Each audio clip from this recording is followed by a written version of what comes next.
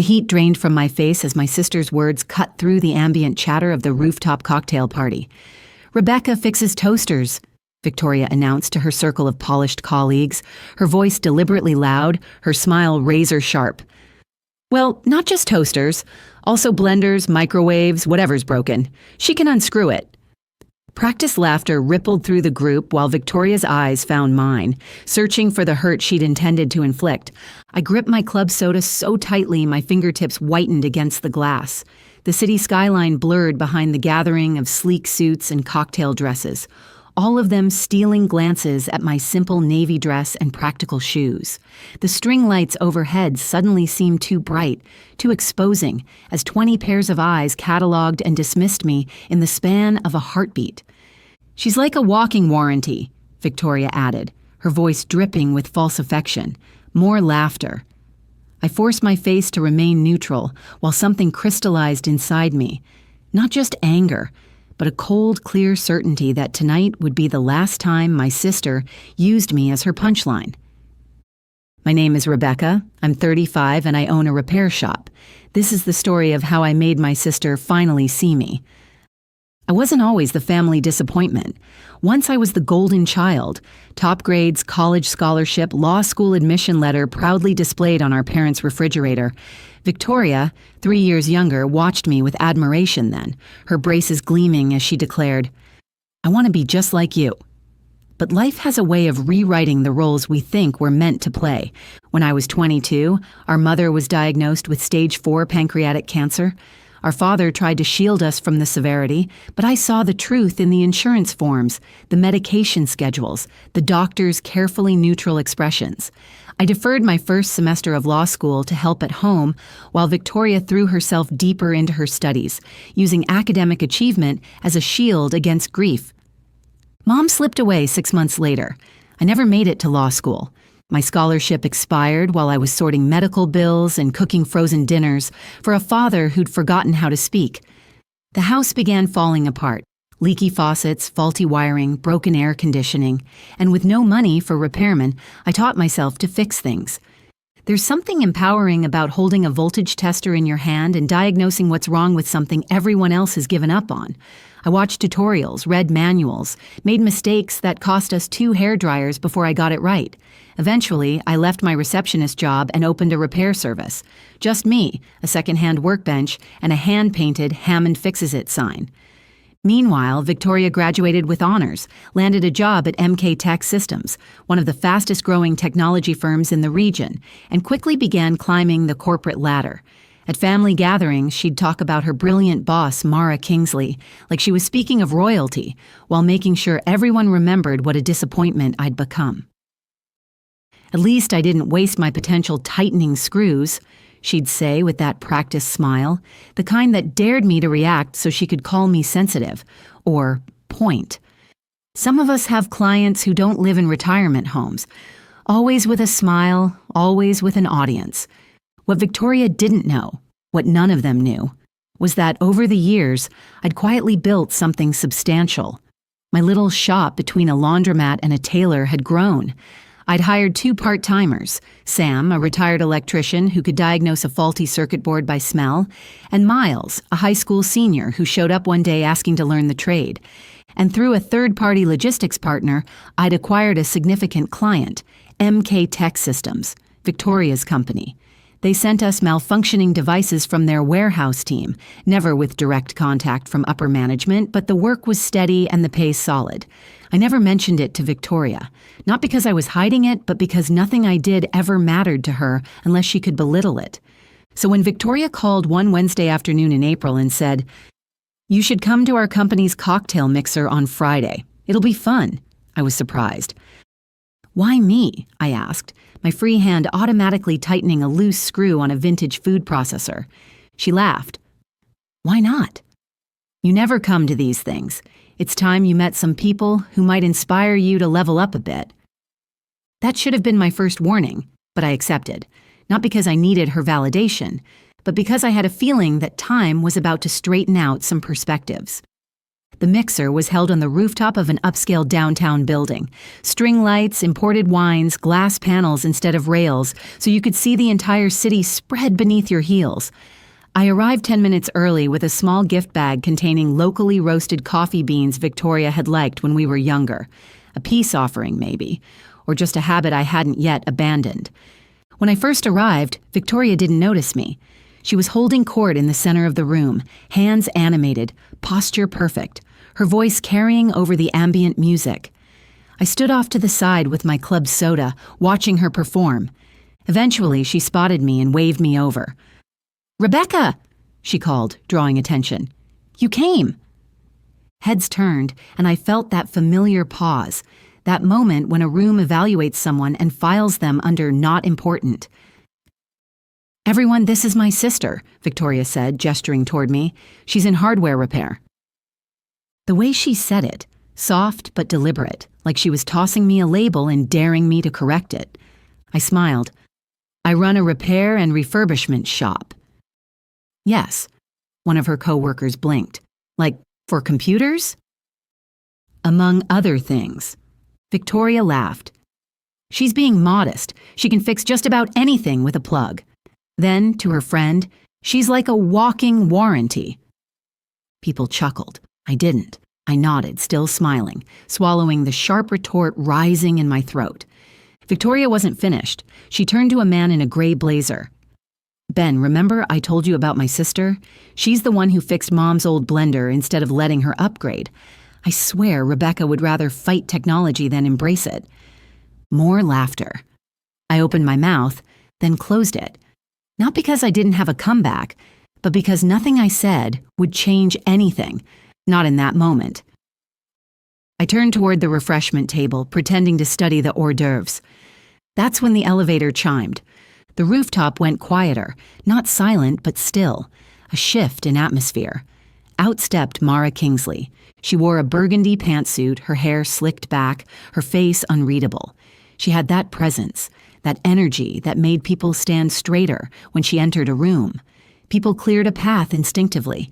She didn't pause, didn't scan the crowd for Victoria. She walked straight toward me. "Rebecca," she said, holding out her hand, "I didn't expect to see you here." I shook it firmly. "Neither did I." Victoria's voice cracked behind me. You two know each other?" Mara turned. "Your sister is the reason your logistics team has been able to maintain a 97% equipment turnaround rate. You've been using her services for 2 years. I assumed you knew." The silence that followed was exquisite.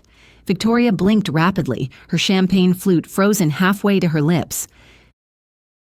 I thought that was a third-party contractor," she stammered. "It is," Mara said, "but Rebecca's shop is the one they subcontract to. She's solved problems your team couldn't even diagnose." She turned back to me. "I recognized you from the photo on your company's invoice letterhead. I make it a point to know the faces behind our most valuable partners." "Thank you," I said, my voice calm. People around us shifted uncomfortably. No more forced laughs, no more small talk. Victoria stood still, eyes wide, lips slightly parted. I didn't rub it in, didn't gloat, just offered a polite smile because I wasn't there to win. I was there to witness the moment the truth walked into the room wearing a pantsuit and a name badge. Mara excused herself to greet others, and I turned back toward the snack table. My ginger ale hadn't even warmed in my hand. Victoria approached slowly, her voice lower now. "Why didn't you say anything?" I looked at her. Really looked at her. Would it have made a difference? She didn't answer, and for once that was enough. After that moment, something in the room shifted, not just for Victoria, for everyone. People who had ignored me earlier now approached with cautious curiosity. They asked about my shop, the kind of work I did, how I got started. I answered simply, without embellishment. The truth didn't need decoration. It just needed space to stand on its own.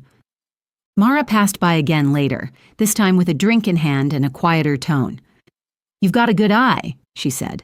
"I've looked at your diagnostics. Your team solves things our engineers give up on." "I appreciate that," I said. "I have good people." She smiled, then leaned in slightly. I value precision and loyalty. If you ever want to skip the middleman, let me know. She handed me a card, sleek and embossed. I tucked it into my purse without looking at it. I'll think about it. She nodded and walked on. Victoria stood about 10 feet away, watching. When I made eye contact with her, she didn't look away this time. I walked over slowly. No point in dragging it out. She was gripping the rim of her wine glass like it was anchoring her. I didn't know, she said quietly. I know, I replied. She searched my face, maybe looking for anger or forgiveness or an opening. I didn't mean to embarrass you, she added. Yes, you did, I said. Not harsh, just factual. You just didn't expect it to backfire. She flinched a little. I let the silence stretch. Look, she said, I've worked hard to get where I am. You dropped everything and just settled. I didn't understand it. No, I said calmly. You didn't look closely enough to try. She blinked. I didn't settle, I added. I rebuilt. She swallowed hard. I guess I always thought you gave up. I nodded. A lot of people did. That's the luxury of distance. I didn't say it to hurt her. I said it because it was the truth. Sometimes people build their stories about you around the pieces that serve them best, and when you grow in silence, it confuses them. It threatens their version of how the world is supposed to work. Victoria glanced around, her voice barely above a whisper. Did you come tonight to prove something? I actually laughed, just once, quiet and short. I came because you asked. She looked down. I didn't press her. She was already carrying enough embarrassment for both of us. And honestly, I didn't feel vindicated. I didn't feel triumphant. I just felt tired. Rebecca, she said, I really am sorry. I nodded. Good. Now do better. She nodded slowly. I could see the gears turning. Whether she'd change or not, that was her journey, not mine. I said goodbye a little while later. No dramatic exit, no parting shot, just a quiet farewell. As I rode the elevator down, I thought about Mara's card. I still hadn't looked at it. I didn't need it to mean anything more than it already had because that night wasn't about opportunity or exposure or vindication. It was about balance, about watching the scale tilt back to where it should have been all along. People say revenge is sweet, but this wasn't revenge. It was just truth. Undeniable, unpolished, and overdue. And sometimes that's more powerful than anything else. I didn't take Mara's job offer. I still have the card. It's in a drawer in my shop, tucked beneath a stack of receipts and old instruction manuals. Every now and then, I look at it. Not because I regret saying no, but because it reminds me that I didn't need to be discovered to matter. Some people climb ladders, others build solid ground. I chose the ground. My shop is still running, busier now. The exposure helped, sure. A few new clients came in because of the party, and word spread a little further, but that's not what I hold on to. What stays with me are the quiet wins. The 80-year-old man who brings me his late wife's antique mixer and thanks me with tears in his eyes. The single mom whose only laptop I managed to bring back to life before her online midterms. The teenage assistant I hired last summer who now wants to start his own repair truck. That's the legacy I care about. Victoria and I talk more now, carefully, not like before, not like sisters who braid each other's hair and share secrets, but like people who are trying, people who've seen each other clearly for the first time and are still learning what that means. She hasn't mocked me since. Sometimes she even asks for advice, small things like budgeting or how to fix her thermostat. I answer, not because I need her validation, but because I've let go of needing anything from her at all. What I've learned, more than anything, is that respect doesn't arrive with applause. It comes in the quiet after people finally stop talking long enough to listen. I never raised my voice. I never corrected the room. I never shouted, "Look at me." But when the moment came and truth walked through the door, I didn't flinch. And neither did my worth, because it was never missing, just underestimated. So if anyone ever asks what I do, I tell them the truth. I fix what's broken. And I don't just mean appliances.